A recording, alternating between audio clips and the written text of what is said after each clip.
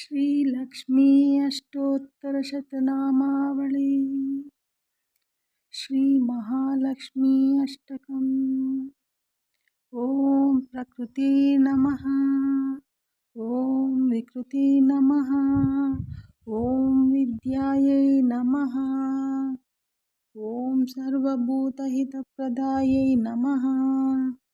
ॐ श्रद्धायै नमः। ॐ विभूते नमः। ॐ सुरभ्य नमः। ॐ परमात्मिकायै नमः। ॐ वाग्यै नमः। ॐ पद्मलयायै नमः। ॐ पद्मायै नमः। ॐ शुचये नमः। ॐ स्वाहायै नमः। ॐ स्वदायै नमः। ॐ सुदायै नमः। ॐ धन्यायै नमः। ॐ हिरण्ये नमः। ॐ लक्ष्यै नमः। ॐ नित्यपुष्टायै नमः। ॐ विभावर्ये नमः। ॐ आदित्यै नमः। ॐ दित्यै नमः। ॐ दीप्तायै नमः। ॐ वसुदायै नमः। ॐ वसुधारिण्ये नमः। ॐ कमलायै नमः। ॐ कान्तायै नमः। ॐ कामाक्ष्यै नमः। ॐ कमलसम्भवायै नमः। ॐ अनुग्रहप्रदायै नमः। ॐ बुद्ध्यै नमः। ॐ मनुष्यायै नमः। ॐ हरिवल्लभायै नमः। ॐ अशोकायै नमः। ॐ अमृतायै नमः। ॐ दीप्तायै नमः। ॐ लोकशोकविनाशिन्यै नमः। ॐ नीलयायै नमः। ॐ करुणायै नमः। ॐ लोकमात्रे नमः। ॐ पद्मप्रियायै नमः। ॐ पद्महस्तायै नमः।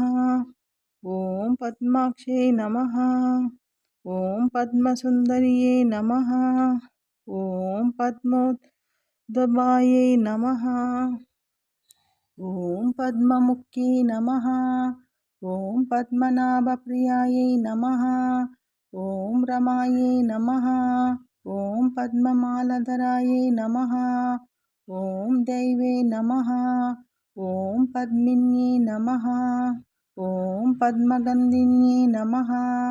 ॐ पुण्यगन्धार्यै नमः। ॐ सुप्रसन्नायै नमः। ॐ प्रसादाभिमुख्यै नमः। ॐ प्रभायै नमः। ॐ चन्द्रवदनायै नमः। ॐ चन्द्रायै नमः। ॐ चन्द्रसहोदये नमः।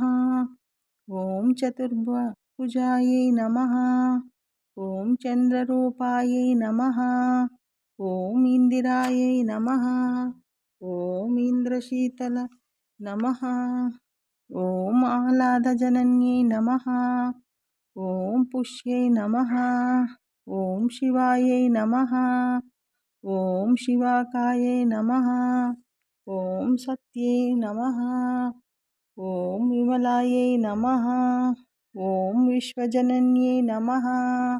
ॐ तुष्यै नमः। ॐ दारिद्र्यनाशिन्यै नमः। ॐ प्रीतिपुष्करिण्यै नमः। ॐ शान्तायै नमः।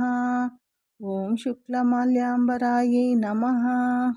ॐ श्रियै नमः। ॐ भास्करायै नमः। ॐ बिल्वनीलायै नमः। ॐ वरारोहायै नमः। ॐ यशस्विने नमः। ॐ वसुन्धरायै नमः। ॐ उदाराङ्गायै नमः।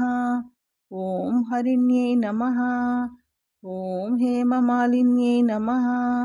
ॐ धनधान्यकर्यै नमः। ॐ सिद्धे नमः। ॐ स्वर्णसौम्यै नमः। ॐ शुभप्रदायै नमः। ॐ रूपवेश्मगतानन्दायै नमः। ॐ वरालक्ष्म्यै नमः। ॐ वसुप्रदायै नमः। ॐ शुभायै नमः। ॐ हिरण्यप्राकार्यै नमः। ॐ समुद्रतनयायै नमः। ॐ जयायै नमः। ॐ मङ्गलायै नमः। ॐ विष्णुरक्षस्थलस्थितायै नमः। ॐ विष्णुपत्न्यै नमः। ॐ प्रसन्नाक्ष्यै नमः। ॐ नारायणसमाश्रितायै नमः। ॐ दारिद्र्यध्वंसिन्यै नमः। ॐ दैवे नमः। ॐ सर्वपदनिवारिण्यै नमः। ॐ नवदुर्गायै नमः। ॐ महाकाल्यै नमः। ॐ ब्रह्मविष्णुशिवात्मिकायै नमः। ॐ त्रिकालज्ञानसम्पन्नायै नमः। ॐ भुवनेश्वर्यै नमः। इति श्रीलक्ष्मी अष्टोत्तरशतनामावली।